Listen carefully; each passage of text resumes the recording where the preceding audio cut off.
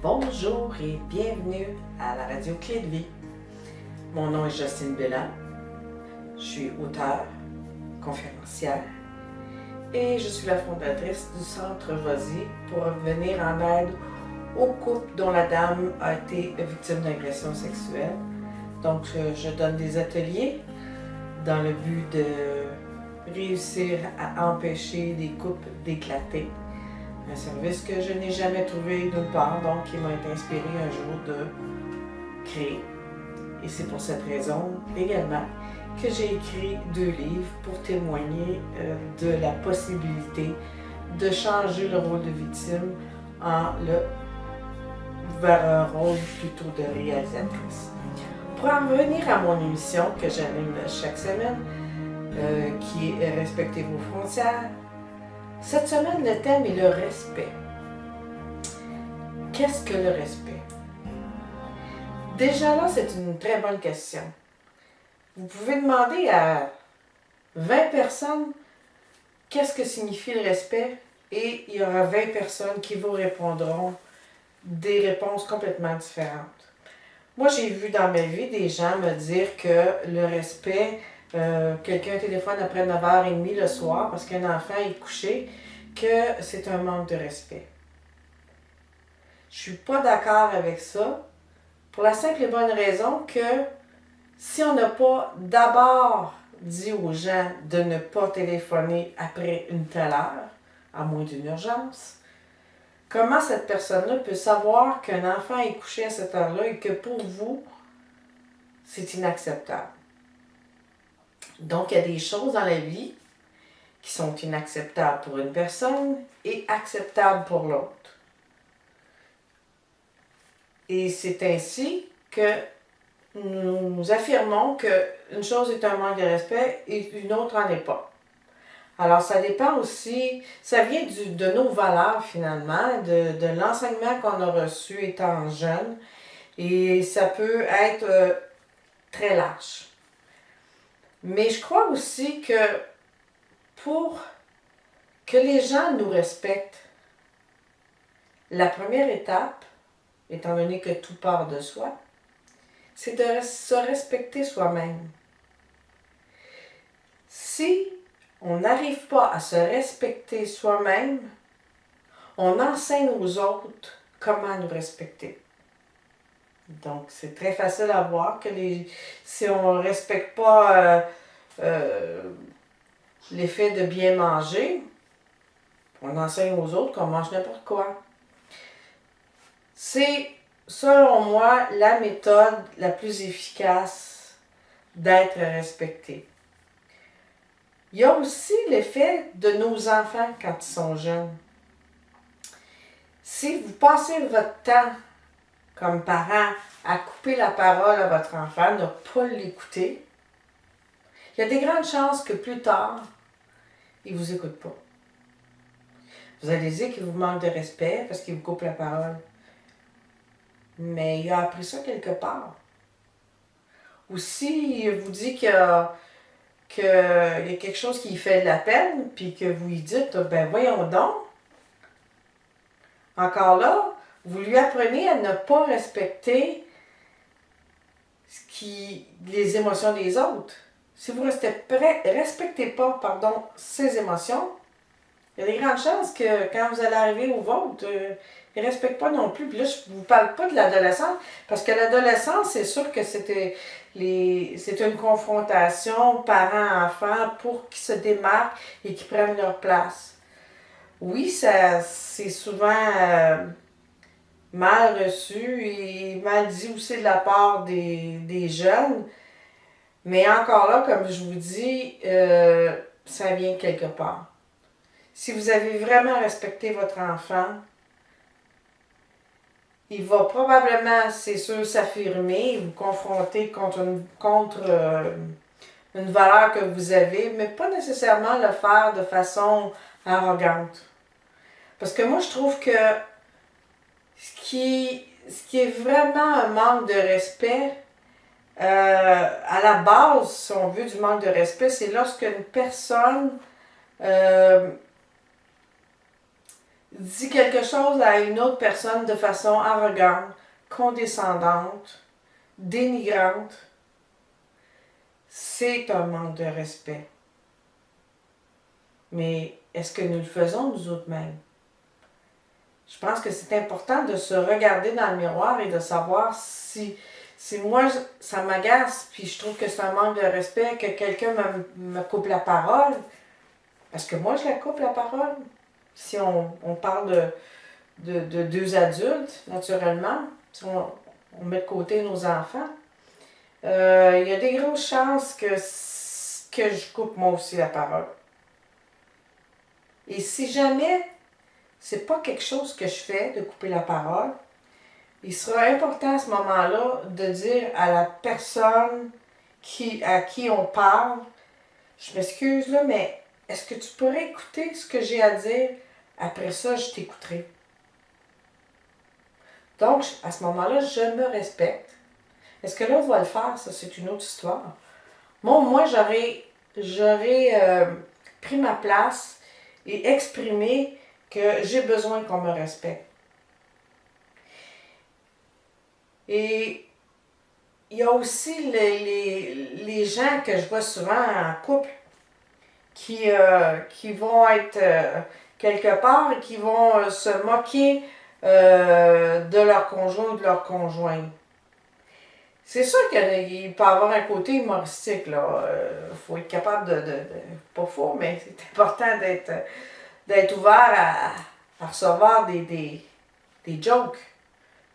En autant que cette joke-là soit pas une façon de laver son linge sale en famille et de nous dénigrer face aux gens qui sont avec nous. Je sais pas moi dire... j'ai déjà entendu à un moment donné quelqu'un dire, bon, c'est bien, tu sais, elle pense écrire un livre, là, mais elle sait même pas écrire son français comme il faut. C'est pas quelque chose qui était dit de façon positive, c'était pas une joke non plus. C'est un manque de respect. Mais c'est à moi à prendre ma place à ce moment-là, à dire à l'autre, regarde là, je suis peut-être pas la meilleure en français, mais je suis capable d'exprimer mes émotions et de les écrire. Il y aura quelqu'un qui sera en charge de corriger mes fautes s'il y en a. Il y a des logiciels aussi. Alors, vous voyez ce que je veux dire? Faut faire, pas faux, mais c'est important de faire attention à ce qu'on dit aux gens, à notre conjoint, de nos enfants même. Si je reviens à nos enfants, souvent, les enfants sont là, ils ont 2 ans, 3 ans. Ils entendent, ils comprennent, ils sont capables de nous faire des demandes, donc ils comprennent très bien ce qu'on dit. Puis, on va dire, oh bon, c'est bien, il aime pas ci, ou il est difficile, ou il est malcommode, ou peu importe. Il est là. L'enfant est là, là. Ça se fait pas. Ça ne se fait pas d'abaisser un enfant devant des gens. Attendez au moins qu'il ne soit pas présent. Qu'il soit assez loin pour ne pas vous entendre, que vous soyez sûr de ça. C'est très humiliant pour un enfant d'entendre des choses à son sujet qui sont négatives. Moi, je l'ai vécu étant jeune. J'avais quand même 11 ans et puis je me souviens qu'il y avait une de mes tantes qui me gardait. Et à un moment donné, elle me demandait des faveurs. Ah, tu pourrais-tu aller tendre mon linge? Tu pourrais-tu m'aider pour la vaisselle? Puis je l'aidais dans plein de choses. Et elle me disait merci à sa façon. Mais dès qu'il rentrait des gens dans la maison, c'était de dire ah, c'est une sans-cœur, elle fait rien. Puis j'ai vraiment mal reçu ça. Et la personne qui était là était mal aussi. Peut-être que la personne aurait pu dire, regarde, elle est là, on peut-tu changer de sujet? Ça peut être notre responsabilité aussi, si on entend un parent dénigrer son enfant devant nous, de simplement lui dire, regarde, on va changer de sujet. Parce qu'on reste, on vieillit avec cette façon d'avoir subi des manques de respect. Et ce manque de respect-là nous porte plus tard à avoir un manque de confiance et à peut-être pas nous respecter. Nous respecter, c'est large. Ça peut être respecter nos heures de sommeil. On a besoin de 7 heures de sommeil, on a besoin de 9 heures de sommeil. C'est pas aux autres à nous dire combien d'heures on doit dormir. Ça peut être de vouloir relaxer dans son bain. C'est à personne à venir nous dire combien de temps on doit rester dans le bain. Si on veut lire un livre, est-ce qu'on peut se faire plaisir? Je ne vous dis pas de mettre tout le monde de côté, puis d'oublier tout le monde, puis de penser à votre petit nombril. C'est pour ça que je veux dire, ça c'est du narcissisme. S'il y a quelqu'un qui n'a pas de respect envers les autres, c'est bien les personnes qui sont narcissiques. C'est des personnes qui vont vous manipuler. Et la manipulation, comme la condescendance, comme être agressif, comme être arrogant, ce sont toutes des formes de manque de respect. Pour moi. Est-ce que j'ai raison? À vous de décider. Mais ça commence quelque part de respecter et d'être respecté. Et le respect, pour moi, et pour bien des gens, je crois, qui sont sains d'esprit, c'est pas une voie simple, c'est pas un sens unique. C'est une voie à deux sens. On me respecte, je respecte. On me respecte pas, j'affirme que j'accepte pas d'être traité comme ça. J'ai pas besoin de répondre de façon aussi arrogante que la personne qui m'a adressé quelque chose d'arrogant. Mais j'ai quand même la responsabilité d'affirmer que j'accepte pas d'être traité comme ça. Et ça vient souvent aussi du fait que si en plus, quand on était jeune, on a été agressé sexuellement, ça aussi, ça a pu nous impliquer et nous montrer qu'on ne nous respecte pas, donc on ne respectera pas les autres. Et si on oblige un enfant à embrasser mon oncle ou ma tante, puis cet enfant-là ne veut pas, encore là, c'est un manque de respect. On montre, on enseigne à l'enfant à ne pas respecter ses besoins, ses attentes, ses limites. Et je vous assure que ça peut aller loin, on peut traîner ça une bonne partie de notre vie. Alors, je m'arrêterai ici sur la question du respect. Je vous reviendrai la semaine prochaine pour une autre émission d'une durée de 15 minutes sur un autre sujet. Et je vous invite aussi, si vous avez manqué le début de cette vidéo, de cette émission, de regarder ici-bas. Vous allez avoir un bouton où c'est écrit « Réécouter ». Alors, vous pouvez réécouter le nombre de fois que ça vous intéresse. Vous pouvez aussi le partager, peut-être que ça aidera quelqu'un d'autre à comprendre que le respect, ça a deux sens.